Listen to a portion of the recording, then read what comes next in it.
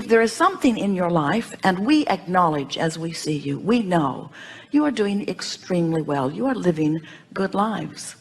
Comparatively speaking, as you look around other humans, you're doing fine. But comparatively speaking, with what you could be doing, you are living mediocrity.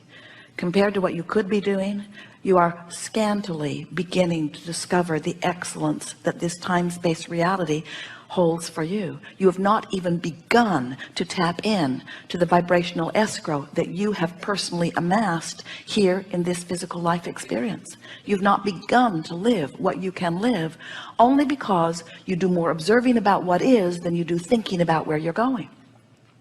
As you begin to train your mind to focus upon things you want rather than things you've got, as you begin to care so much about how you feel that you guide your thoughts based upon their feeling quality rather than upon their factual quality, as you care about how you feel rather than wanting to express the truth of a thing, there are a lot of things that are true that you don't want, and yet you feel virtuous because you express the truth. And we say, if you keep beating the drum of things that are true that you don't want, you keep creating more things that you don't want that are true.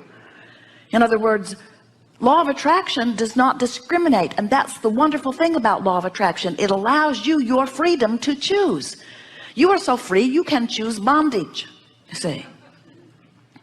And so as you begin to understand that this powerful law of attraction is always consistent, and you begin to watch its evidence in your experience, when something happens that is wonderful, acknowledge that as it happens it feels like this, and leading up to it you felt the same, and then announce to yourself and anybody else who is listening and interested, I did that. When something that you really do not want happens in your experience, and you feel the manifestation of it, you feel how it feels, and then you feel for other things you've been thinking that felt like that, announce to yourself and anybody else who is listening and interested, I did that. And as you begin to show yourself that you have control over what manifests because you recognize the thoughts that led up to it. Yesterday someone said, but what about those things that come out of the blue? And we say, nothing comes out of the blue, it comes out of the oblivious. In other words, nothing comes out of the blue if you are aware of the way you feel. And you can start right now. The next thing that happens that is big in nature, that feels really good or really bad, settle into it and say, oh, I can really feel this.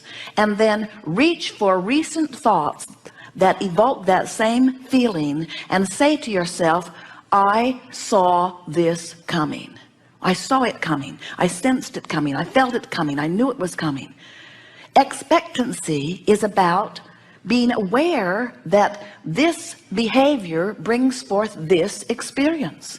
And we want you to begin to expect the manifestations that come from the patterns of thought, because that's how all things are created. Do you know that before there is anything, before there is what you call manifestation, there is strong, long, steady thought, consistent thought about it. So to be the creator of your reality, which you are, to be the deliberate creator of your reality, which you want to be the deliberate creator of your reality, you want to direct your thoughts. Well, most everybody says, sounds good to me, I'm ready to go. But we want you to know that you need a way to quantify your journey. When you are directing your thoughts, you have to know what is the direction that is leading you toward what you want, and what is the direction that is leading you toward what you don't want. And when you listen to the others around you, have you ever had a decision to make, and so you decided you would poll the people that are close to you, and every one of them gave you a different answer? This one said do it, this one said don't do it, this one said do it but do it this way, this one said do it but do it this way, this one said don't do it and don't do it ever, and this one said don't do it but maybe do it later. And they drive you out of your mind because they can't possibly give you guidance that is good for you. They can only give you guidance about you that is good for them, because everyone must factor in how this fits into their life experience. Everyone is selfishly oriented. You cannot help but see through the eyes of self. When you go to the car dealer and you say to him, which do you think is the best car for me? He will tell you which is the best car for him to sell to you. He doesn't have the ability to factor in all of the things that you've been living that have made you know specifically what you want. If you leave it to him, he'll sell you what works best for him every single time. When you go to the doctor or the dentist or to anyone who has something that they are offering to you, they cannot help but factor in their relationship with you as they are counseling you. And that is not a bad thing at all. And we certainly do not mean that they are not well-meaning in their effort to assist you. What we are saying is, every time you interact with someone else, you get all kinds of vibrational interference, is really the best word, because no one can guide you accurately. And when you ask them to, and even when they do their very best to guide you, and it turns out however it turns out, you almost always end up resenting whatever it was they told you. Because if you're not a vibrational match to what you've been asking for, it can't come. And it doesn't matter how precisely you tried to follow anybody else's advice. You cannot quantify your journey, and you cannot get from where you are to where you want to be by asking anyone outside of you what is the proper path. Religion cannot give it to you. Politics cannot give it to you. Your mother cannot give it to you, and your teacher cannot give it to you. No one can give you accurate guidance, but no one needs to, because you've got built-in guidance. And the guidance works like this. You come forth from non-physical, but you don't all come forth from non-physical. The larger part of you, the eternal part of you, the source energy part of you, the God force part of you remains non-physically focused. Do you understand that? In other words, many people think that they're dead or alive, which means their soul is in heaven or it is here with them. Many people think that it is one way or the other, and we're wanting you to understand. It's like when you plug your toaster into the electricity that comes through your wall. You don't ask the electricity to come and be the toaster. You're happy that the electricity remains the electricity and that it powers your appliances. You understand the difference between the source of the energy and the toaster. And so we're not wanting to be disrespectful, but you are the toaster. You are the extension of source energy, but the electricity, the source, will always remain non-physically flowing to you. So this source energy is always there flowing to you, and as you are here in your physical experience, life is causing you to have a constant expansion of personal desires.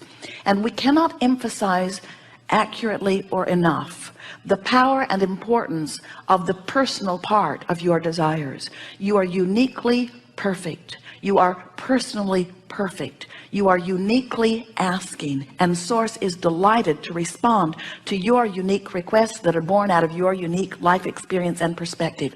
Every single one of you is unique and appreciated. So you live life whatever it is, and out of it you ask for those unique things. Now many of you say, oh, the things I'm asking for are not that unique. And we say, yes, they are. The combination of the life you live and the rockets of desires that shoot out of you and the vibrational escrow that is amassing on your behalf because of all that you've lived before and what you're living now is a unique part of the expanding universe, and every bit of it is of value. So you are uniquely asking, and your source energy is now standing in vibrational alignment with what you have asked for. Because when you are having exposure to an experience and you know what you don't want, source energy does not turn its attention to what you do not want. But in the moment that what is wanted is born out of that, source energy gives that its undivided attention. And that's why the expansion of the universe and the evolution of all species is so assured. Do you sort of get how that works? In other words, every particle of consciousness, even the one-celled amoeba or organism, is having its perspective, its exposure to its experience. And as it is having its exposure to its experience, it is giving birth to improved preferences. And so because source energy turns its undivided attention then to what is being asked for, then you in your human form have done what you said you would do. You've come forth like pioneers, and you've carved out something that would be even better. And the larger part of the source energy turns its undivided attention to that improvement, and the expanded universe moves on. That's why no matter what Al Gore says about global warming, and no matter what anybody else is saying about what's going on as they look at a pocket here and a pocket here and a pocket here of things that are not to their liking in the moment, no matter what any of them say from their very narrow human close-up perspective of what's going on here on this planet, because when something that you see that you do not like causes you to launch a rocket of desire, and because source energy, the energy that creates worlds, turns its undivided attention to what you are now asking for, you have to know that even as you're beating the drum and fearing global warming, that you're asking for improvement, and source is flowing with the improvement. So life must continue to get better on this planet. Do you know that it is at the best it has ever been and improving? How you look at what is now out on the leading edge and call it declining when it is expanding and improving can only be because you're looking through the narrow eyes of human perspective that are in this moment beating the drum of lack in some way, and you've disconnected yourself from the view of broader perspective. You are magnificent beings, and we love you very much, and what you add to the evolution of all that is enormous. But you have not yet, from your human perspective, figured out how to scrape enough dirt together to launch another Earth into orbit. You don't know what you're doing relative to things that are world nature. Global warming is not a factor that need concern you. This Earth is expanding and evolving and improving. It is not shrinking and disintegrating and declining. It is not. Life is eternal, and your balanced Earth is in good stead. Worry not about it. But it's not wrong for you to explore your Earth and see things that are of concern to you. That's what you said you would do. So you see something that is of concern to you, immediately you ask for an improvement, and immediately the rocket of desire shoots out of you, and source energy is on the case. But when you watch global warming, when you beat the drum of it, you hold yourself with millions of others in vibrational difference or resistance to the improvement that you've asked for. So then you have to croak before you let your planet receive the benefit that you have asked for. And it does not need to be that way. In other words, you don't have to wait until the next generation in order to reap the benefit of what this generation is asking for. You can have it right here and now. In fact, you don't even have to wait for anybody else to figure it out. You can have it right now, and you can tell by the way you feel whether you are having it right now or not. So now we've come down to a very big topic, and it's a topic that a lot of people would disagree with, and we certainly understand where they would be coming from. So you look into the world, and maybe you even watch that whole movie about global warming, and as you watch it and you see pictures of things that you don't want to happen to your planet happening, or you see speculation of what's going to happen further, and you feel that horrible feeling within you that always happens when you look at the opposite of what you want. So you feel that horrible feeling, and then you say, but there are things in that movie that are true. And we say, you got to ask yourself, and now is as good a time as any, am I going to guide my experience by looking at what is, because it's true, and therefore create more of it? Because the law of attraction will give me what I give my attention to. Or am I going to ride the rocket of desire that has been born out of it? Am I going to think about what I want? Am I going to let the way I feel be my criteria for the direction of my thought, or whether something is true?